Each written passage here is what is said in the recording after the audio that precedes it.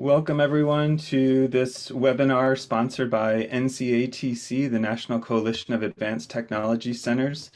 I'll introduce myself. My name is Mark Goldberg. I am a board member for NCATC and also chair our Government Relations Committee. And we are happy to offer this webinar in partnership with one of our key strategic partners, Siemens, and appreciate two colleagues from Siemens joining us here and hearing their perspectives on federal policy impacts and workforce development. And our Government Relations Committee was formed recognizing that NCATC is primarily practitioners focused on programs and practices from community technical colleges along with our industry partners. But we understand that federal, state, and local policies affect and impact our work. So we've got a whole series hearing from our industry partners and their perspectives on policy. So before I introduce our keynote speakers here from Siemens, I wanted to give just a quick overview of NCATC as an organization. If you could move the slide, Trey. So we are an affiliate of the American Association of Community Colleges. We have 4 focused areas. The first, as you can see, being Industry 4.0, the changes and advancements in technology, future of work, smart manufacturing, smart automation. Secondly, we understand the importance of the application from the classroom into the workplace, so work-based learning, including apprenticeships, internships, co-ops, and beyond. Third is competency-based education, as well as industry-recognized credentials and how those skills carry weight in the workplace. And lastly, we're focused on adults, learners, and recognizing that advanced manufacturing has historically been an industry that has had a workforce that's primarily white males, and really diversifying the workforce, considering adults and populations that have been underrepresented, communities of color, women, and so on. NCATC has over 165 members of community and technical colleges across the country, as you can see on this map. And we also have 45 strategic partners. So those are industry partners that help shape and influence and improve our curriculum and provide guidance and support with technology, with equipment, with tools. And you can see this list. It's pretty impressive of the strategic partners that we have, including Siemens there right in the middle, who is sponsoring this webinar. So those are our partners. And we're also connected through our CEO of the organization, Craig McAtee, who you'll meet at the end, with the Manufacturing USA Innovation Institutes. And Craig represents community and technical colleges on these institutes, advocating for workforce training of the 13 across the country. So with that, I would like to introduce our partners and sponsors of this webinar today. We're really fortunate to have Bree Saxey and Amanda Beaton from Siemens.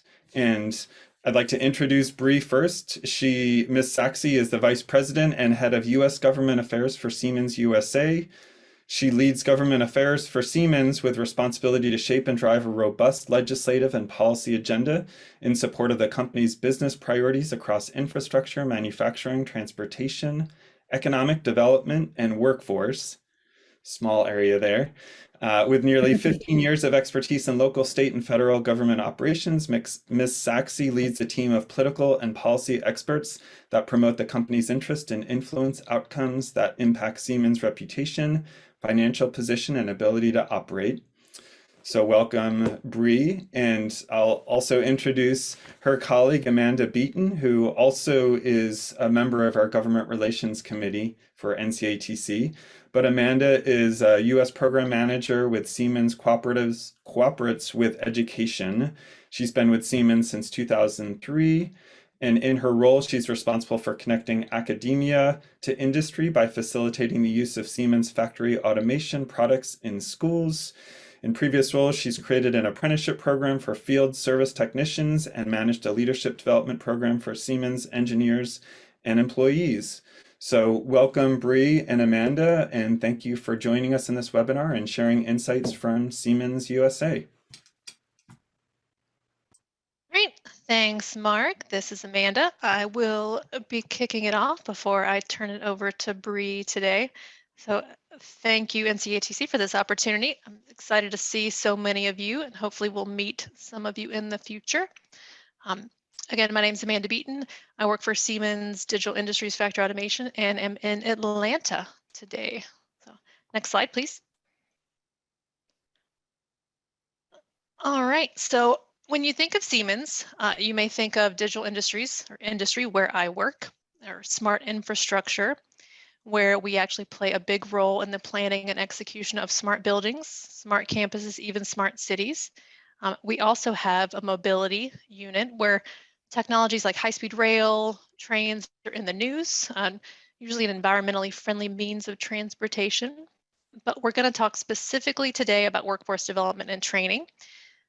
Let's go to the next slide, please. So you've all heard all the statistics about skills gap and manufacturing pipeline and things like that. So I won't go into the details because most of you are probably more familiar than I am about all of these statistics, but obviously millions of unfilled jobs, and the problem is just getting worse. The manufacturing really has been hit and completely reinvented by Industry 4.0.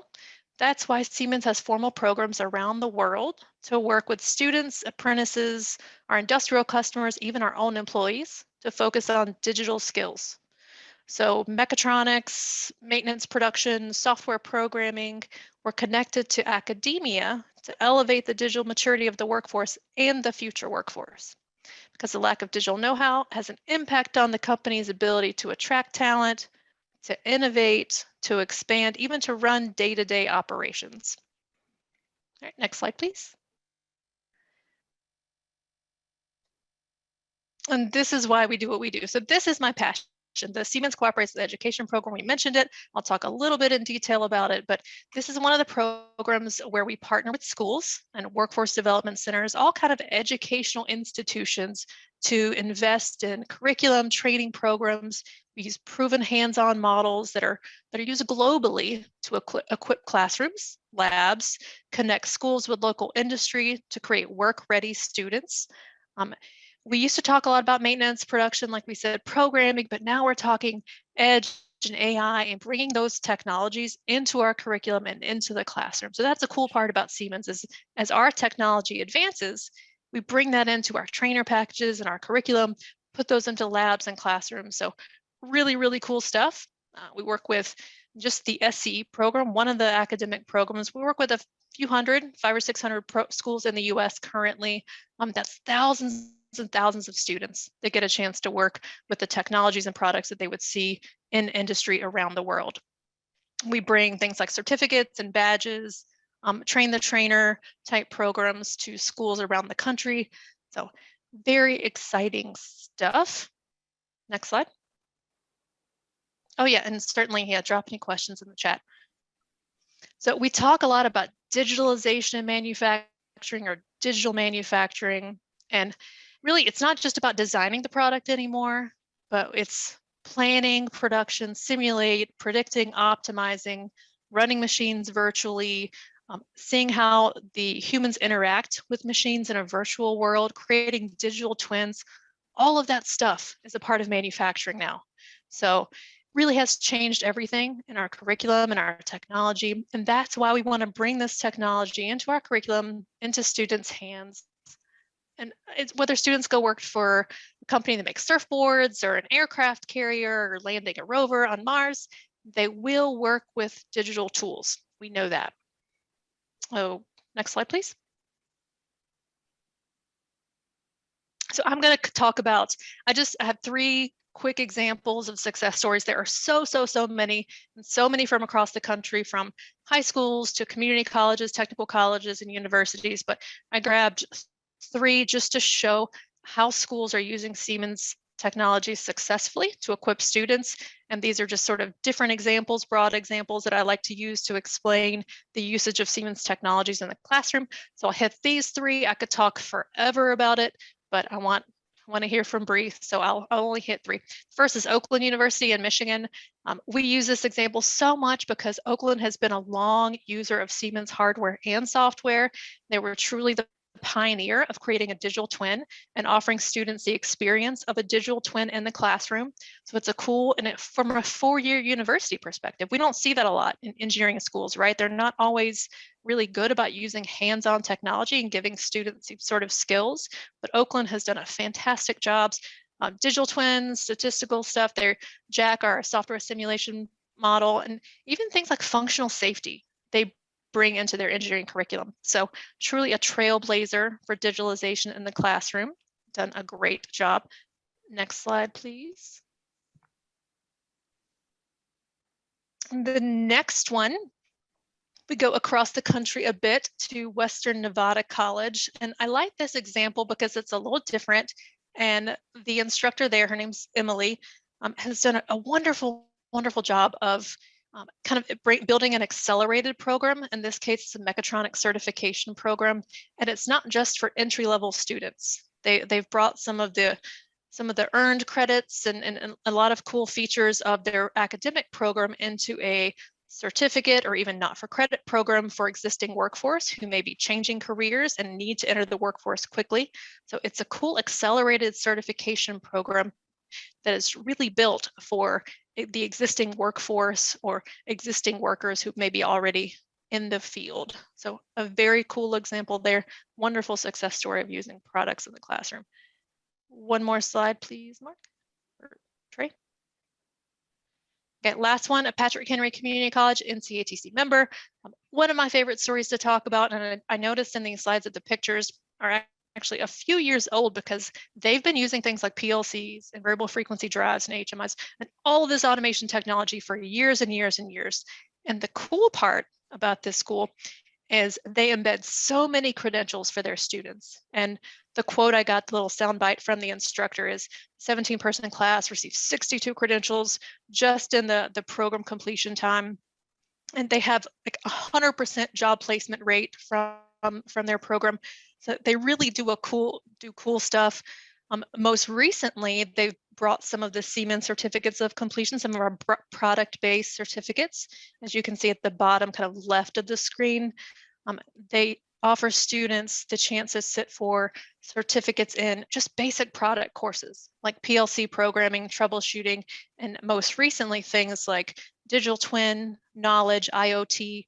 So those certificates grant the student digital badges that they can then display on their LinkedIn and show to industry when they go to get jobs. So some cool little credentials, lots and lots of stackable credentials that they've built in to a pretty short-term program. So wonderful success story there. And next slide, please. So a little bit of a higher level view of just Siemens working with academia and education. If we start at K-12, the really cool part about so many of our programs is they don't just start at college, right? We're reaching into middle and high school and trying to ignite that interest and that spark in STEM and manufacturing early. Some of the programs dive into middle school with like Siemens STEM, Siemens Science Days, lots of outreach activities that we work with across the country. We have lots of fairs and events. We had one a couple weeks ago called Pack Expo in Las Vegas, where we had something called the Amazing Race for students. Our Manufacturing in America show in Detroit that happens every year at Ford Field, which is scheduled to happen this next year, which I'm excited about, has something called the Student Zone, which brings 1,000 Metro Detroit high school students in for exposure to all the Siemens technologies. So some really cool opportunities for students in the K-12 space. If we move down a square to the college level, we have worked with over 3,000 global institutions, and I saw a statistic that said over 1 million students each year get to work with Siemens hardware and software globally. So whether it's early college, 2-year, 4-year college, graduate level research programs, all of the above have access to Siemens hardware and software tools and all of the wraparound benefits from Siemens at an educational institution. So wonderful opportunities. Happy to talk more about it. We pop over to the third, apprenticeship workforce development. Square. Obviously, we're a German company, so we think about apprenticeships, and we'll actually hear some more details about some apprenticeships that have established in the US, including in Spartanburg, South Carolina. But clearly, community and technical colleges are the heart of that partnership, of that relationship between industry and Siemens. And community colleges really are the training partner that make apprenticeships real for our customers. And on the workforce development side, we talk a lot about internally about our own employees. I think we spend over $50 million each year for continuing education for existing employees. So a lot of wonderful opportunities, even internally from a workforce development perspective. And finally, it says Siemens Foundation, but it really is focused on what we call STEM middle skills. Here internally, it changed focus a few years ago from the foundation perspective to a couple of core pillars. And we work to raise the awareness of STEM and CTE, which I know is important to everybody on the call. And this group works to do what they call scale effective training models. And they work closely with the whole ecosystem of partners, including community colleges. So Siemens Foundation, a little bit separate from our product and technology businesses, but they do wonderful, wonderful things in the STEM and CTE space, and have a whole bunch of great work going on. So really impressive work from STEM and from the community colleges there. But next slide. No, cool. So for you guys, I want to put my contact information because more so than Bree, I would be your point of contact as an NCATC strategic partner. So clearly you can take a picture of that little LinkedIn QR code, of course. Certainly connect with me on LinkedIn. I'm always sharing the latest in resources, announcements, tools, benefits, things like that that are available from Siemens. But ask me how you can get more involved. If you want to talk about technology or curriculum or training or all of the above, or want to expand something you already have or don't know where to start, or any questions whatsoever, I love talking about it. So I think it's really important stuff and I'm very passionate about it. So I think we are ready for Bree now. So I will turn it over to Bree Saxey. Great. We can go to the next slide, please. Great. Well, thanks, Amanda. Thanks, Mark and Craig, for hosting us today. So I just want to tell you a little bit more about Siemens in the US and a quick snippet here. If you take a look, I know probably have to zoom in this tiny font, but Siemens has been in the US for 160 years. So 40,000 employees, a customer presence in every state. And think about Siemens as a technology company, following up on what Amanda laid out: intelligent infrastructure, reliable and sustainable transportation, automation and digitalization in process and manufacturing industries. We have operations that span 24 manufacturing and R&D hubs here, investing, as Amanda mentioned, $40 million annually in training for employees, $1 billion on R&D innovation. And this is all on top of the more than $40 billion that we invest over the past 20 years in the US economy. So, I know we're going to dive into a federal policy discussion, but let's share a little bit of a recent example of our commitment to strengthening local economies. And the common thread here is workforce. Earlier this year, Siemens completed a $36 million expansion of our Spartanburg, South Carolina manufacturing facility, adding 180 new jobs. We manufacture power distribution switchboards, lighting panels, other critical electrical infrastructure applications to support commercial buildings, supporting EV manufacturing, and also data centers.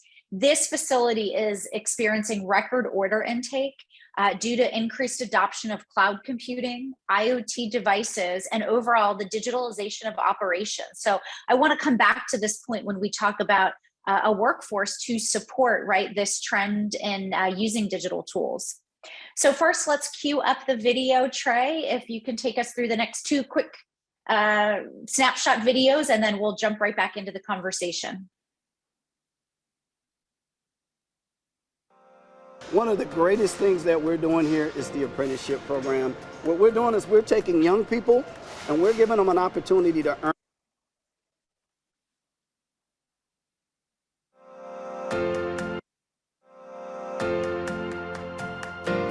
What this building allows us to do, it allows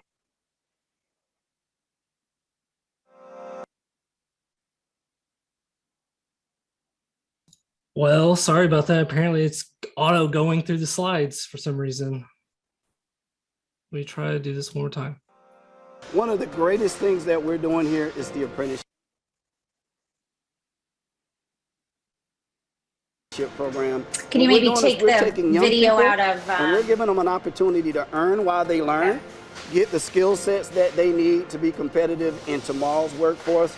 For anybody that wants to better their career, to make it to where they don't really have a stagnant career that's going to be coming in to work, pushing a button, the same button for 25 plus years.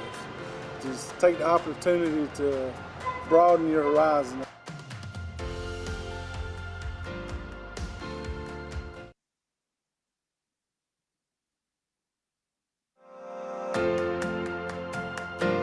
What this building allows us to do,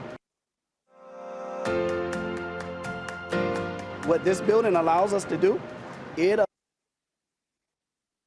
Okay, that's all right. We tried. Sure. I'm sorry. There's something that's That's making okay. automate. Go to the next slide.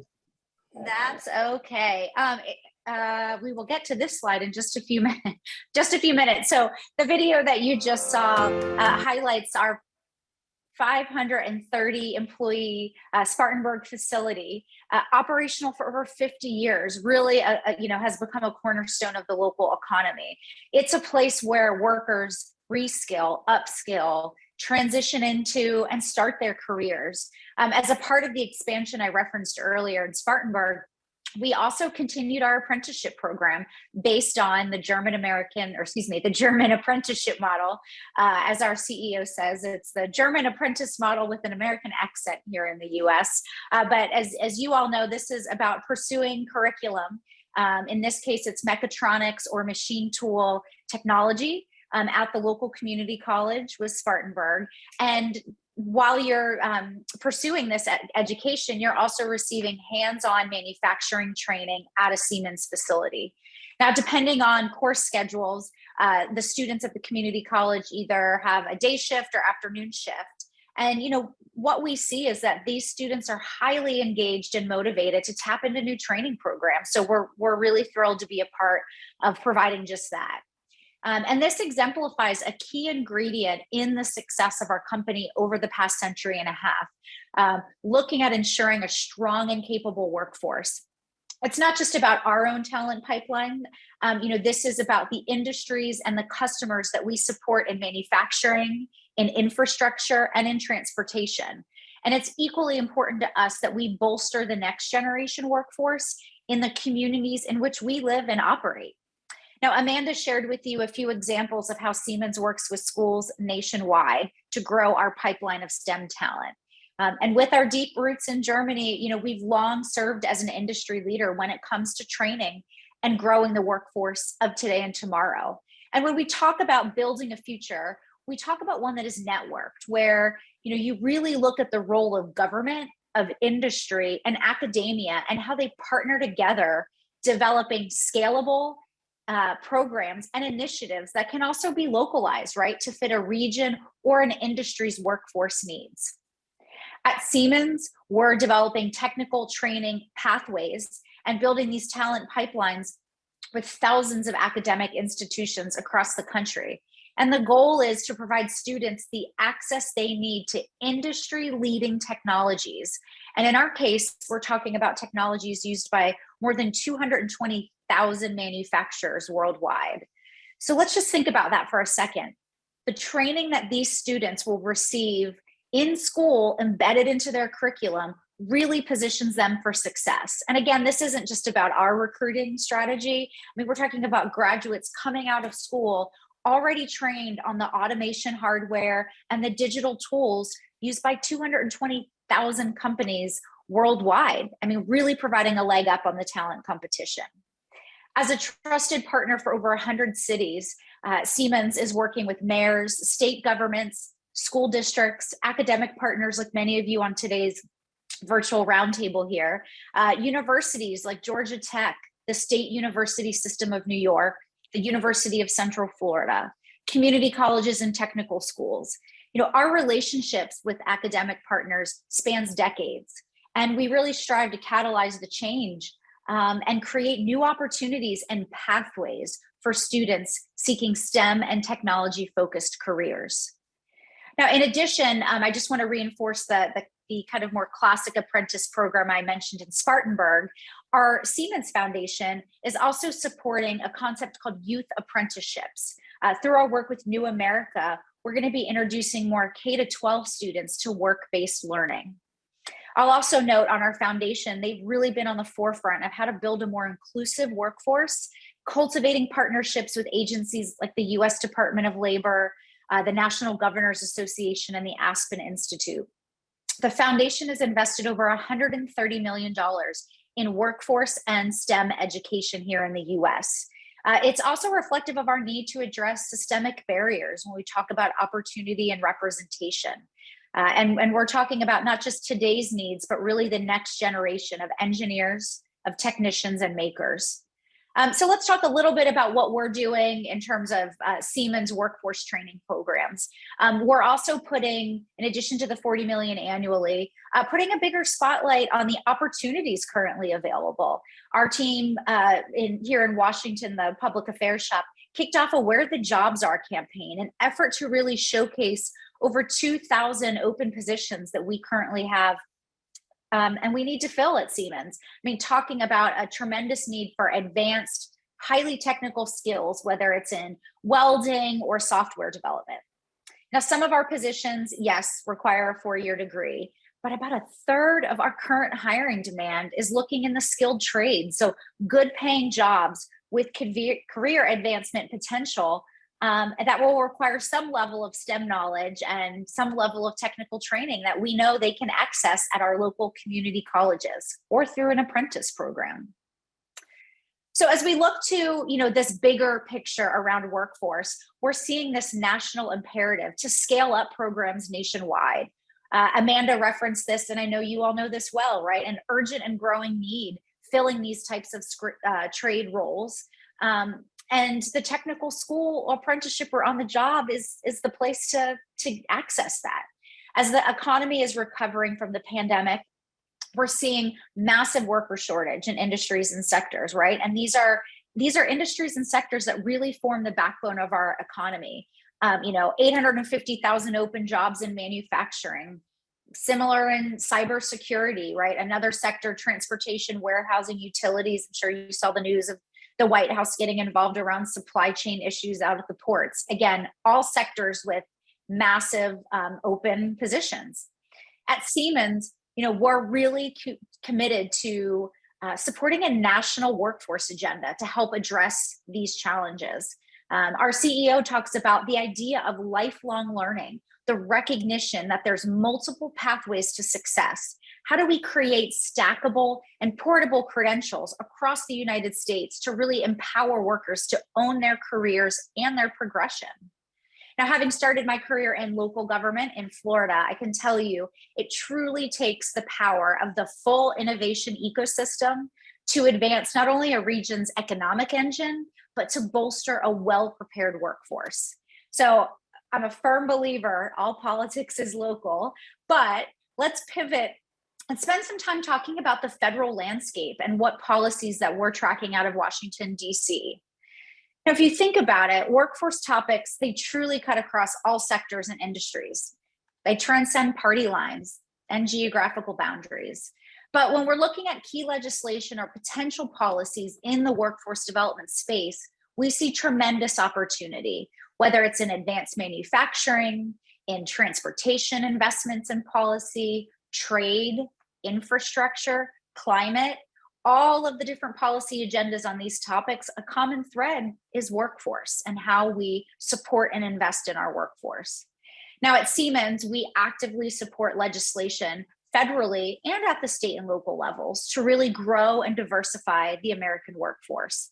We're a major employer and an economic contributor here, so we believe companies like Siemens have a unique role to play in this space. Our CEO, Barbara Humpton, is often asked to participate at the federal level in stakeholder meetings or working groups with conversations the Commerce Secretary or Labor, Department of Education, or Energy.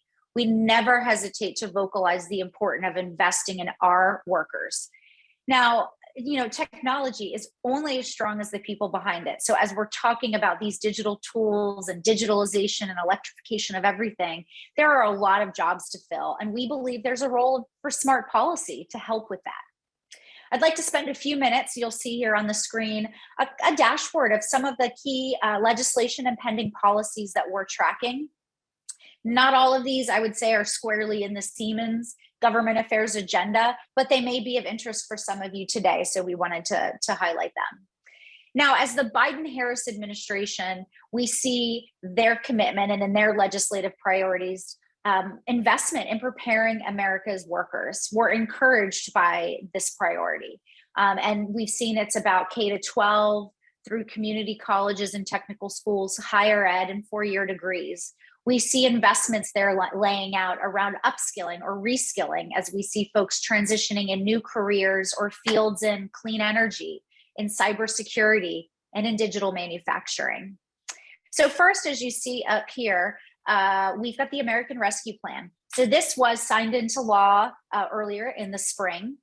And there was $350 billion out of that for state and local funding. So while the road to rebuilding the workforce hit a little bit of a speed bump, let's say with COVID, we're really seeing governors and state legislatures working together, promoting different programs, engaging the private sector to reskill and retool the next frontier of open and in-demand jobs. I know I mentioned SUNY earlier, the state university system in New York. We've been talking with them over the years on how to grow the partnership and take advantage of state apprentice investments, state level apprenticeship programs where we might be able to partner with schools and seek funding there. We're also seeing at the local level, mayors really driving workforce related initiatives to help fuel the economy. A couple others to note, we've got the HBCU Partners Act. This is signed into law, and this is really about providing technical grant support and assistance to historically Black colleges and universities to really help them get equal footing to access federal grants and dollars to help bolster the schools. Pending legislation, things like clearly the Infrastructure Investment and Jobs Act, which has been passed by the Senate, to be taken up by the House.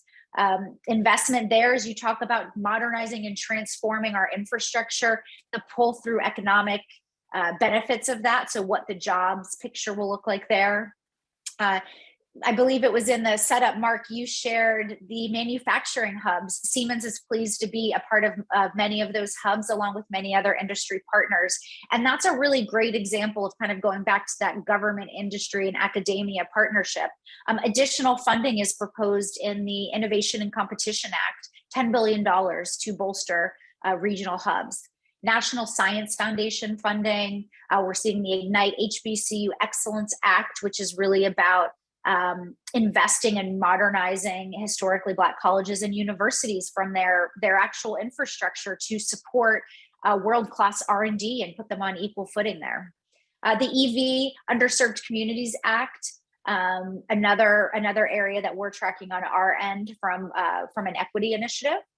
The National Apprenticeship Act of 21, again, all opportunities for additional investment to help reduce barriers. And I think a lot of this really ultimately cascades to many of you on the call of how do you build those partnerships, whether it's with your local economic development agencies or others. Broadband access, a huge issue. I know we've met with many senators and other policymakers, right? Ensuring everyone has access. I mean, the pandemic clearly taught us that, right? Living in a virtual world is not an opt-in or opt-out, and we need to provide the infrastructure there so everyone has access. So those are just a couple highlights. I'd like to really pivot to talk about some funding opportunities that are out there.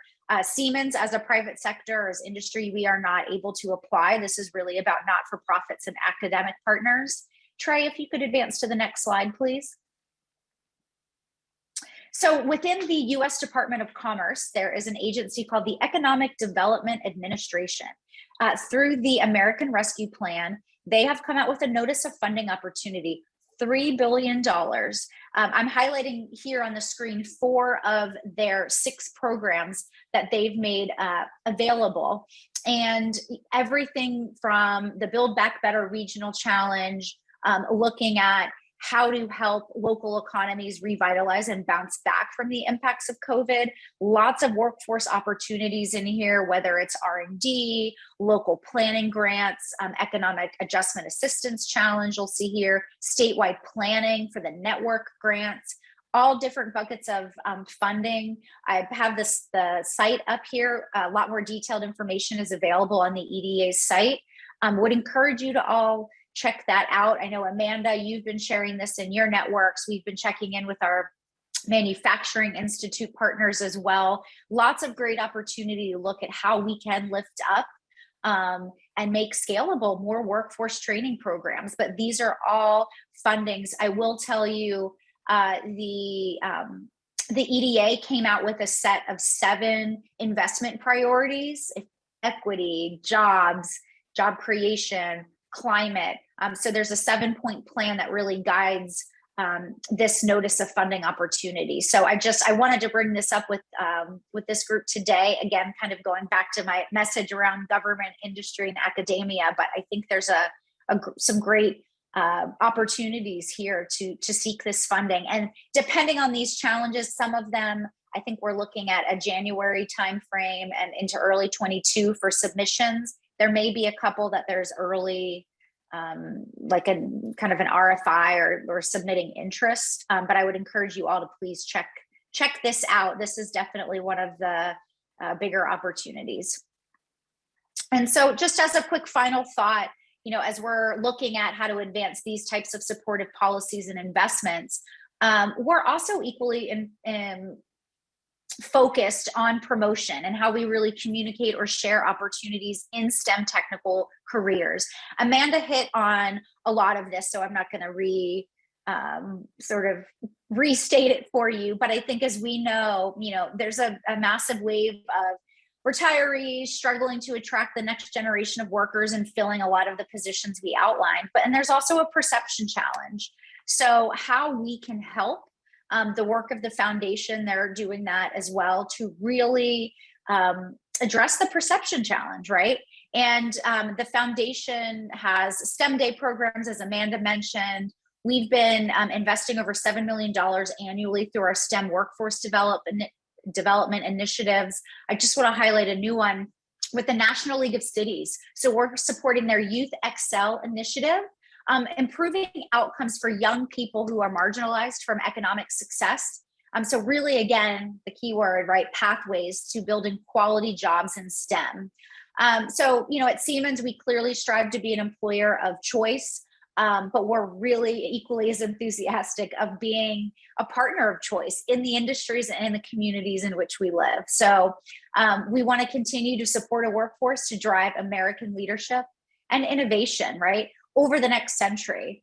So in addition to this investment in training, the big task, I think, before all of us here, the responsibility is, how do we cultivate the full range of talent that exists in every community and in every person? Because when everyone has the opportunity to thrive, I mean, really, we're all going to succeed, right? So I thank you for indulging me. I know we went a little bit off the rails maybe on some of this, but hopefully some good ideas that came out for you all to pursue in the federal and state and local space. So I think with that, Mark, we'll turn it back to you for Q&A. Great. Well, just wanted to thank you, Bree and Amanda, for covering so much information about the amazing work that Siemens is doing in partnership, as you said, with government and with academia, through the foundation, through the 1 million students that are accessing Siemens equipment and technology. So you both covered a lot of ground, and just want to invite individuals to share questions in the chat box. I did see one about sharing the slide deck. what we'll do at NCATC is put this recording on our website, so that'll be accessible. And then we'll see if we can get the slide deck and if that's shareable to participants, since we have everyone's registration. Yeah, it should be, Mark. Yeah, certainly. We also had the pre-questions, Mark. Do you want me to copy paste that in the chat? There were a couple of early questions submitted. Yeah, that would be great. Let's see, from Jean. Jean's on. Let's go to everyone.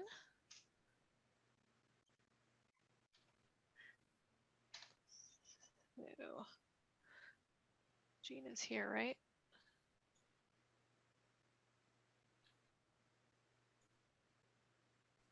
What else? Jean. But Jean's question, with 2 out of 5 employers needing skilled technicians, how can our technical college system aid in developing skilled workers? I can take it, Bree, unless you want to. I feel like that's in your wheelhouse, Amanda. I don't want to talk too much. Yeah, honestly, that is the entire point of programs like the Siemens Cooperation with Education program, right? I mean, everything I do from the time I wake up till my dreams are about bringing technology that makes sense for students into the classrooms and labs, or whether they're at home. We've done a lot of simulation-based projects, of course, and done lots of cool things with webinars and in virtual environments over the past 18 months. But yeah, we work day in and day out to bring technologies into students' hands. We've built some credentials around it so that students are recognized for their understanding and their competencies and all that kind of good stuff.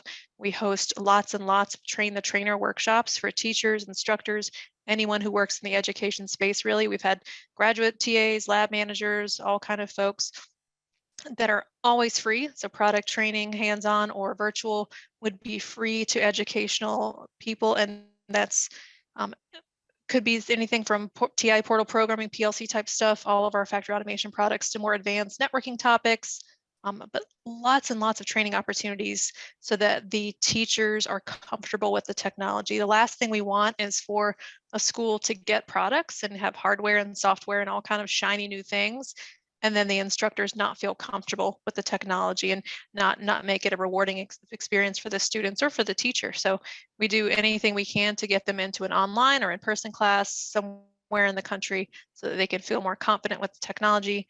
So yeah, Jean, we can certainly speak on equipping classrooms and labs and doing train the trainer style workshops, best practice sharing through blogs or events. But yeah, certainly reach out and we can connect. And you had a second question. I have a one-word answer for it. You said, how will smart automation and Industry 4.0 affect Siemens? My answer is big.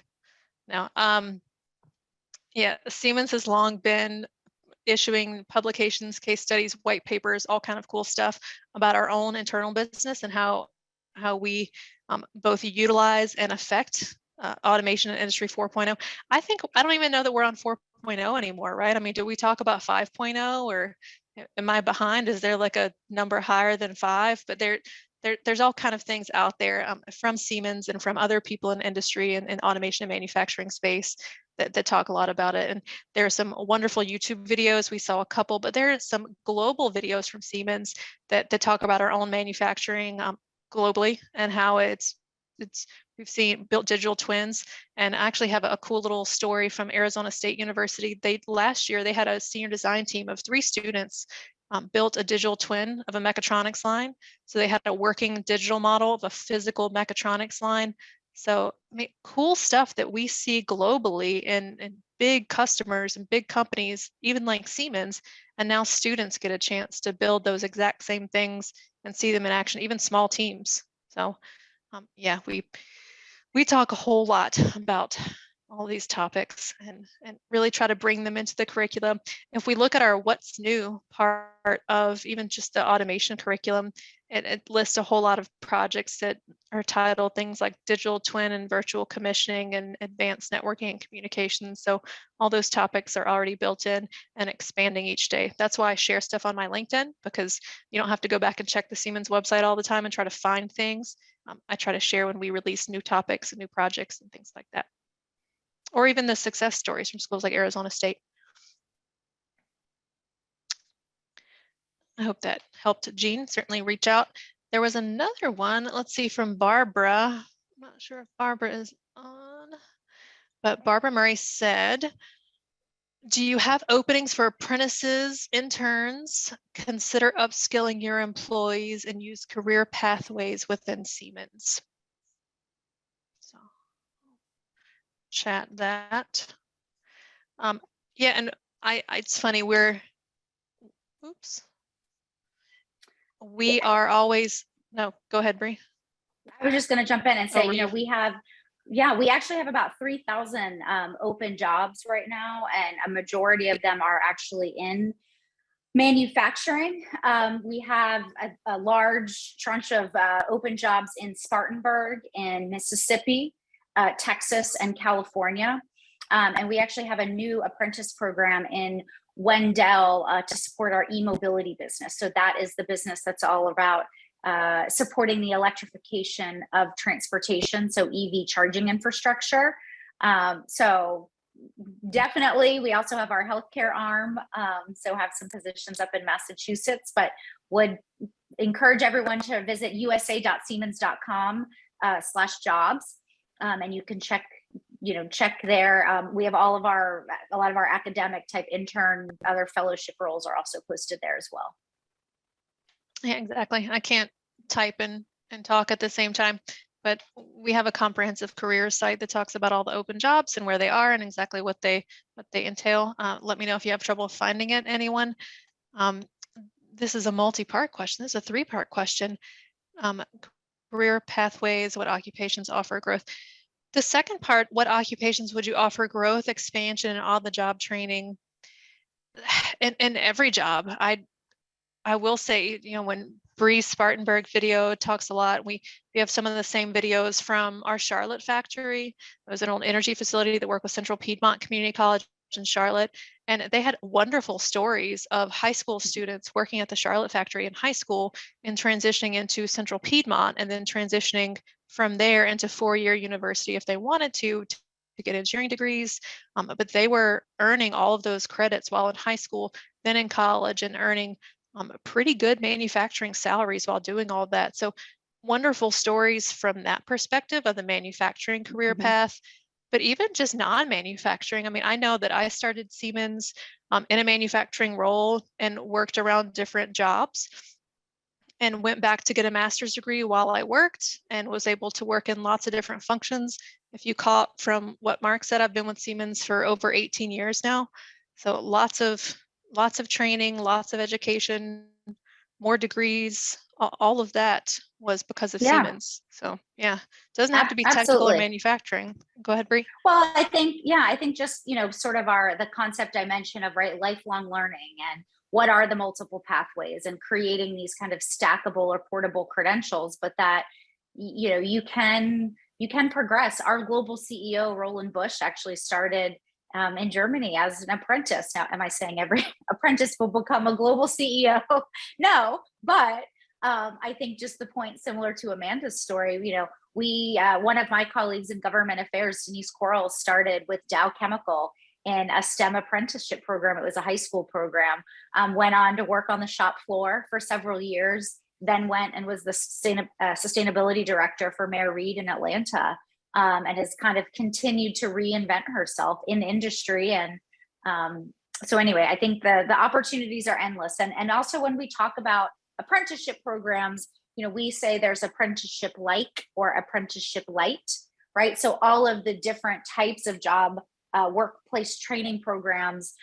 You've heard probably Secretary Raimondo, the Commerce Secretary, talk about the emerging fields. I mentioned cyber, but there's so many different roles that in industries and needs where you see these types of roles coming. So anyway. Yeah, and I've seen it not necessarily tied to a Siemens facility, but community colleges in Indiana, for example, and Ivy Tech Community College, that state system, they work with a lot of companies on the local level for that style of apprenticeship and work study programs. And it's not Siemens specific. It's not tied to a Siemens facility. They have a lot of different technologies in their programs as part of the Ivy Tech system, and they do a lot of work locally to do work study, and that's apprenticeship light style of training. Mhm. So I think we have time for maybe one or two more quick questions. So feel free to add them in the chat box. If not, I always have questions, so happy to offer one up. I'll give it one more second here. I'm going to offer one up unless we have one come from the. I'm actually going to offer two up.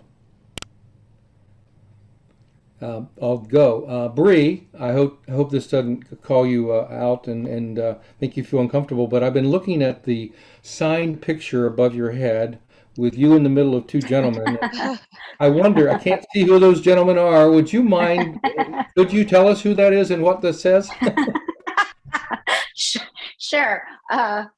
One is former Transportation Secretary Ray LaHood, who is also a member of Congress from Illinois. I worked at the U.S. Department of Transportation. So this is when I was being sworn in as an appointee in the Obama administration. And the other one is my husband. That's very Who is cool. there? Very Yeah. cool.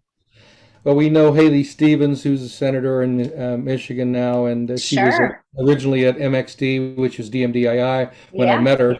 And we had our conference there at Harper College and took a tour of DMDII at the time, several years back.